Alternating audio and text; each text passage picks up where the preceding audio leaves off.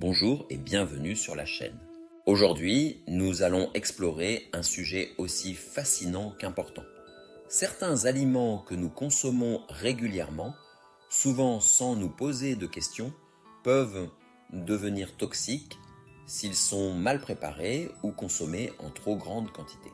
Il est essentiel de bien comprendre ces dangers, non pas pour sombrer dans une paranoïa alimentaire, mais pour être conscient des risques et apprendre à manipuler ces aliments en toute sécurité. Certains contiennent naturellement des substances toxiques qui, en trop grande quantité, peuvent provoquer des réactions allant de simples troubles digestifs à des intoxications graves. D'autres peuvent accumuler des toxines en raison de mauvaises conditions de conservation ou de transformation. Dans cette vidéo, nous allons passer en revue 5 aliments très courants qui, malgré leur apparence inoffensive, doivent être consommés avec prudence. Restez jusqu'à la fin pour découvrir des conseils pratiques qui vous permettront de continuer à profiter de ces aliments sans risque. Premier aliment, la pomme de terre. Parlons tout d'abord d'un aliment incontournable de notre alimentation, la pomme de terre. C'est l'un des féculents les plus consommés dans le monde et elle est particulièrement appréciée en France où elle fait partie intégrante de nombreux plats traditionnels. À première vue, la pomme de terre semble totalement inoffensive. Pourtant, elle peut contenir une substance toxique appelée solanine.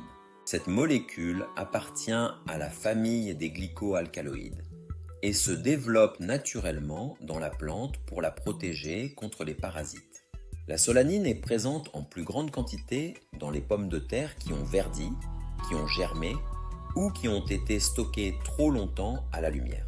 Sa toxicité est bien documentée. Une ingestion excessive peut entraîner des symptômes sévères. Les premiers signes d'intoxication sont généralement digestifs, avec des douleurs abdominales, des nausées et des diarrhées importantes. À des doses plus élevées, la solanine peut affecter le système nerveux et provoquer des vertiges, des tremblements et une sensation de confusion. Dans les cas extrêmes, elle peut même entraîner des troubles cardiaques et respiratoires. Pour éviter ces problèmes, il est essentiel d'adopter quelques précautions simples. D'abord, stockez vos pommes de terre dans un endroit frais, sec et à l'abri de la lumière pour éviter la formation de solanine. Ensuite, si vous remarquez qu'une pomme de terre a verdi ou a commencé à germer, ne prenez pas de risque. Retirez généreusement les parties touchées ou mieux encore, évitez de la consommer. D'un point de vue nutritionnel, la pomme de terre reste un féculent intéressant, mais il est bon de varier son alimentation.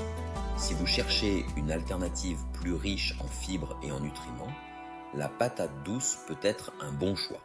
Deuxième aliment, la noix de muscade passons, maintenant à une épice qui se retrouve dans de nombreuses recettes. La noix de muscade. Cette petite graine, que l'on utilise souvent râpée ou en poudre, est couramment intégrée dans des plats comme la béchamel, les purées ou certains desserts. Si elle est consommée en quantité normale, la noix de muscade est totalement inoffensive et même bénéfique.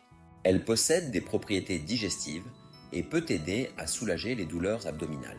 En revanche, à haute dose, elle peut devenir un véritable poison. Elle contient une molécule appelée myristicine qui a des effets neurotoxiques et hallucinogènes. Certains individus ont tenté d'en consommer en grande quantité pour ressentir des effets psychotropes, mais les conséquences peuvent être désastreuses. L'intoxication à la noix de muscade entraîne des symptômes violents, nausées, vomissements, tachycardie, vertiges, hallucinations et même crises convulsives. En cas de surdosage important, elle peut affecter gravement le foie et les reins et dans certains cas, elle peut être mortelle. Il est donc impératif de respecter les doses habituelles dans les recettes. Une pincée suffit généralement à parfumer un plat et il n'y a aucune raison d'en ajouter en excès. Troisième aliment, la noix de cajou. La noix de cajou est souvent appréciée à l'apéritif, dans des plats exotiques ou sous forme de purée. Cependant, peu de gens savent qu'elle peut être dangereuse si elle est consommée crue. Dans son état naturel, la noix de cajou contient une substance toxique appelée urushiol, également présente dans certaines plantes vénéneuses comme le sumac et le lierre toxique. L'urushiol peut provoquer des réactions allergiques sévères, notamment des irritations cutanées, des rougeurs et des démangeaisons.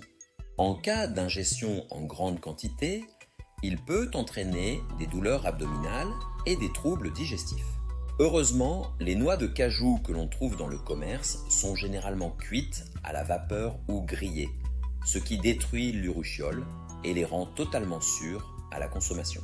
Cependant, un autre danger peut venir des aflatoxines, des toxines produites par des champignons qui peuvent contaminer les fruits secs. Ces substances sont hautement cancérigènes et peuvent provoquer des intoxications graves si elles sont consommées en grande quantité. Pour minimiser ce risque, il est recommandé d'acheter des noix de cajou de qualité provenant de circuits contrôlés et de les conserver dans un endroit sec pour éviter le développement de moisissures. Quatrième aliment, la rhubarbe. La rhubarbe est une plante souvent utilisée en pâtisserie pour son goût acidulé.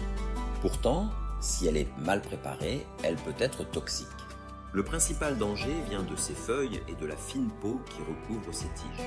Elles contiennent de l'acide oxalique, une substance qui peut provoquer des troubles rénaux en formant des cristaux responsables de calculs rénaux douloureux. En plus de ces effets à long terme, une ingestion excessive d'acide oxalique peut provoquer des douleurs abdominales, des nausées et une sensation de brûlure dans la bouche. Pour éviter tout risque, il suffit de bien éplucher les tiges de rhubarbe et de ne consommer que la partie centrale. La cuisson permet aussi de réduire légèrement la teneur en acide oxalique. Cinquième aliment, le sureau. Le sureau est un arbuste dont les baies et les fleurs sont couramment utilisées pour réaliser des sirops, des infusions ou des gelées. Mais il faut savoir que les baies crues et non mûres contiennent des glycosides cyanogéniques, des composés qui libèrent du cyanure lorsqu'ils sont métabolisés par l'organisme. Une ingestion en trop grande quantité peut entraîner des maux de tête violents, des douleurs abdominales, des vomissements et des diarrhées sévères. Pour éviter cela, il est essentiel de ne consommer que les baies bien mûres et de toujours les cuire avant de les intégrer dans une recette. Conclusion, ces 5 aliments, bien que courants, nécessitent une certaine vigilance. En adoptant les bons gestes, il est tout à fait possible de continuer à les consommer sans risque.